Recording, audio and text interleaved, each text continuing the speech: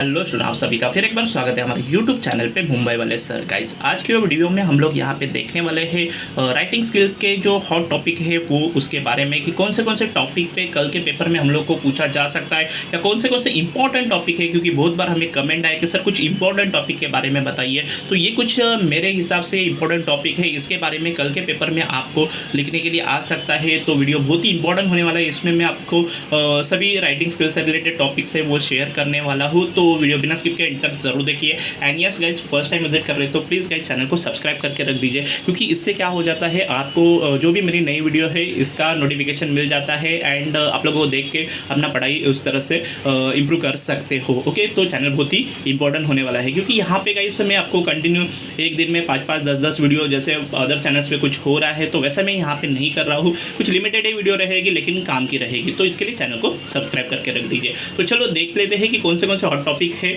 जो हम लोग को कल के पेपर में आ सकते हैं। गाइस यही आएंगे, इसका कुछ गारंटी नहीं है, बट ये पक्का है कि ये जो मेरा एक्सपीरियंस है उसके हिसाब से आने के चांसेस ज़्यादा है। ओके, तो फर्स्ट देखते हैं लेटर राइटिंग। लेटर राइटिंग में देखिए गाइस, आपको पता है विनंती, मांगनी और अभिनंदन ये 3 कैटेगरी रहती है। तो उसमें से अगर हम लोग विनंती पत्र के बारे में बात करें तो उसमें देखिए क्या रहता है, नॉर्मली पारितोषिक वितरण समारंभ पाहुण्यांना पत्र लिहा। ओके, मतलब आपके स्कूल में वगैरह पारितोषिक वितरण समारंभ है, इसका मतलब आपको समझ में आता है प्राइज डिस्ट्रीब्यूशन। ओके, तो उसके लिए जो गेस्ट है उसको विनंती करने का है कि यस हमारे स्कूल में आइए और जो भी हमारे बच्चे हैं उनको गाइडेंस कर दीजिए और उनको प्राइज डिस्ट्रीब्यूट कर दीजिए, तो उसके लिए पत्र लिखना ये आ जाता है। देन दूसरा है स्पर्धेत सहभागी करून घेण्याची विनंती। मतलब किधर तो कुछ तो स्पर्धा है, विज्ञान प्रदर्शन वगैरह रहेगा या कोई अदर स्पर्धा वगैरह रहेगा, तो उसमें आपको पार्टिसिपेंट करने का है। तो जो भी ऑर्गेनाइजर्स है, ओके, तो उसको आपको क्या करने का है, विनंती करणारे पत्र लिहायचं है कि यस हमारे स्कूल के जो बच्चे हैं उनको वहाँ पे पार्टिसिपेट करने का है, तो उसको आप हमें परमिशन दे, इसके लिए उनको विनंती करने का है। ओके, तर हे नॉर्मली 2 टॉपिक विनंतीमध्ये रिपीटेड होतात, याच्यामध्ये थोडंसं वेरिएशन है। ऑब्वियसली आप लोग वो समझ के ले सकते हो, लेकिन टॉपिक कुछ इसी कैटेगरी का रहेगा। तो इनिशियल पैराग्राफ और एंडिंग पैराग्राफ सेम रहेगा, जो बीच वाला पैराग्राफ रहेगा टॉपिक के हिसाब से थोड़ा चेंज कर दीजिए। ये कैसे करने का, इससे रिलेटेड मैंने राइटिंग स्किल पूरा का पूरा वीडियोस चैनल पे अपलोड कर दिया है, तो जाके जरूर चेक कर दीजिए कि किस तरह से हम लोग लेटर लिखते हैं। ओके, तो सेपरेट वीडियो है, वहाँ पे आपको क्लियर हो जाएगा।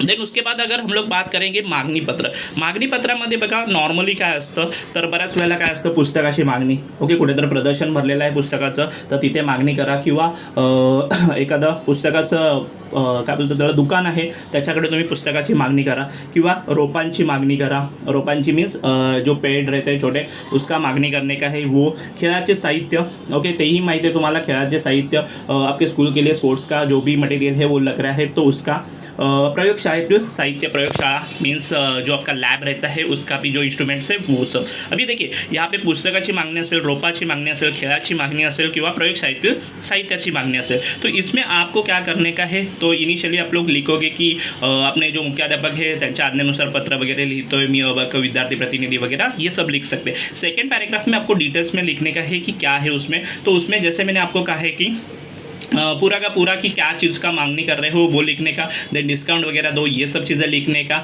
और साथ ही साथ बिल वगैरह भेजो ये लिखने का, एंड एक लिस्ट बना के रख देने का उधर की पुस्तक म्हणजे कोणती तरी 2-3 पुस्तकांची नावं पाठ करा आणि त्याचे लेखक वगैरे त्यांची नंबर्स किती 10 पाहिजेत 15 पाहिजेत ते सेम। रोपांचे पण आंब्याची रोपं पाहिजेत किंवा वडाची पाहिजेत, पिंपळाची पाहिजेत, ते तुम्ही तिथे लिहू शकता। खेळाचे साहित्य सेम, बॅट पाहिजेत, बॉल पाहिजेत, किंवा ग्लोव्ज पाहिजेत, किंवा आपण फुटबॉल वगैरे लिहू शकतो ते सगळं। प्रयोगशाळेमध्ये पण तुम्हाला माहिती आहे की प्रयोगशाळेमध्ये टेस्ट ट्यूब वगैरह जो लागतं, नहीं तो बर्नर वगैरह ये सब चीज़ें लगती हैं। इससे 2-3 इंस्ट्रूमेंट लिखोगे तो अच्छा दिखता है। एंड लास्ट में कि थैंक यू करके और जल्दी से जल्दी भेज दिए करके ये आपको बताने का है। ओके, उसके बाद हम लोग नेक्स्ट टॉपिक पे मूव करते हैं, दैट इज़ अभिनंदन पत्र। ओके, अभिनंदन में क्या हो जाता है, नॉर्मली अगर इसमें आप देखोगे तो आपका कोई फ्रेंड वगैरह रहेगा, आपका कोई भाई बहन रहेगा, उसका किसी भी स्पर्धा में प्रथम क्रमांक आया है उसको लेटर लिखने का है। ओके, तो कौन सा रह सकता है, चित्रकला स्पर्धेत आला, वक्तृत्व स्पर्धेत आला, किंवा निबंध लेखन स्पर्धेमध्ये आला, नॉर्मली इसी कैटेगरी का रहता है।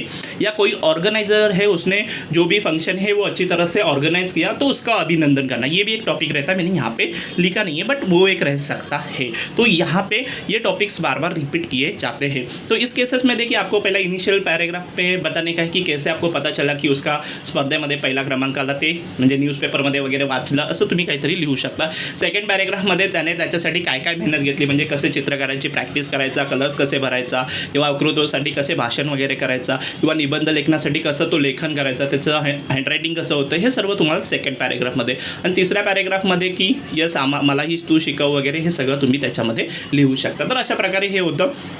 तर ते तुम्ही इजीली लिहू शकता. आणि अगेन मी तुम्हाला हेच सांगेल कि चैनल पे पहले ही वीडियो अपलोड है, तो वहाँ पे जाके चेक कर लीजिए कि किस तरह से लिखा गया है. तो ये अभिनंदन पत्र, तो पत्र का मैंने कुछ हॉट टॉपिक आपको बता दिए हैं. अभी तो अपना नेक्स्ट टॉपिक है, उसके बारे में अभी हम लोग यहाँ पे समझ लेते हैं. दैट इज़ जाहिरात लेखन. ओके, तो जाहिरात लेखन में देखिए क्या रहता है. तो नॉर्मल इसमें क्या रहेगा कि योगा वर्ग, ओके आपको पता है योगा वर्ग, योगा देन चित्रकला वर्ग, देन छंद वर्ग, छंद means hobby, okay, ice cream parlour और कंप्यूटर वर्ग. ओके, तो इन नॉर्मली इन चीज़ों का बार बार जाहिरात लेखन रिपीटेड हो जाता है. तो उसमें आप लोग को लिखने का क्या है, किस तरह से वैशिष्ट्य वगैरह लिखना, किसे बड़े फॉन्ट में लिखना, एक स्लोगन वगैरह. यस गाइस, स्लोगन वगैरह जो है, ओके, तो ये आप लोग क्या करिए, गूगल से वगैरह कुछ रिलेटेड स्लोगन इसके निकाल लीजिए. हर एक टॉपिक से रिलेटेड एक दो स्लोगन वगैरह लिख दीजिए. देन एड्रेस वगैरह ये सब चीज़ें वहाँ पे मेंशन रहेगी, तो वो आपको कैरी करने का है. नहीं तो आपको एक छोटा सा एड्रेस वगैरह बनाने का है. ये भी किस तरह से लिखने का, इसके बारे में भी मैंने आपको गाइडेंस किया है, तो वो वीडियो ज़रूर देखिए, आपको पता चल जाएगा. तो ये जाहिरात लेखन रहता है, और उसके लिए कौन से पॉइंट है वो भी मैंने वहाँ पे डिस्कस किए हैं. तो वो वीडियो भी मैं आपको डिस्क्रिप्शन में लिंक दे दूँगा, जाके चेक कर लीजिए. तो ये कुछ जाहिरात लेखन के लिए हॉट टॉपिक है, बार बार पूछे जाते हैं, और मुझे भी लग रहा है कि कल के पेपर में भी ऐसा ही कुछ तो टॉपिक दिया जाएगा. या जैसे मैंने कहा कि अगर इसमें से कुछ थोड़ा सा हटके भी आया तो भी ज़्यादा कुछ वेरिएशन नहीं आएगा, उसके जगह पे कोई और वर्ड रहेगा. बाकी वर्ग वगैरह ये सब चीज़ें तो नॉर्मली चलती रहती है. ओके, तो ये बातें हैं. देन उसके बाद अगर हम लोग बात करेंगे बातमी लेखन, यस ये भी आपको पता है की one of the important question है. तो बातमी लेखन में देखिए क्या रहेगा, नॉर्मली तुमच्या शाळेमध्ये वृक्षारोपणाचा कार्यक्रम झाला त्याची बातमी लिहा, किंवा स्वातंत्र्य दिन साजरा झाला, प्रजासत्ताक दिन असू शकतो, मराठी भाषा दिवस असू शकतो, किंवा तुमची क्रिकेट टीम फायनलमध्ये गेली त्याची बातमी लिहा. तर अशा काही बातम्या याच्यामध्ये नॉर्मली विचारल्या जातात.